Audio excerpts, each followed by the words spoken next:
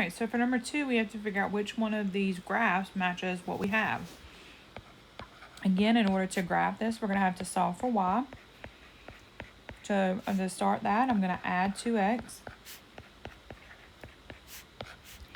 So I have 4y is less than or equal to 2x plus 12.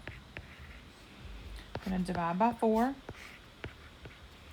And then I'm going to simplify.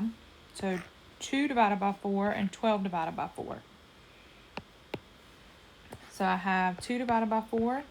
That's going to simplify to 1/2 x. 12 divided by 4 is going to be plus 3. So my inequality sign is going to tell me the shade below, and it's going to be dashed.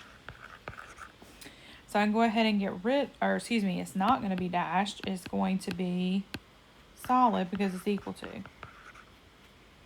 So as I look here, A is shaded below, B is shaded above, C is shaded above, and D is shaded below. So we're going to get rid of C and B.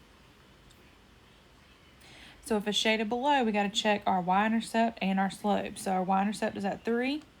Go up 1, right 2, up 1, right 2. So we have a positive slope. For D, you're going down 1 and right 2, which would be negative slope. So the answer for that one is A.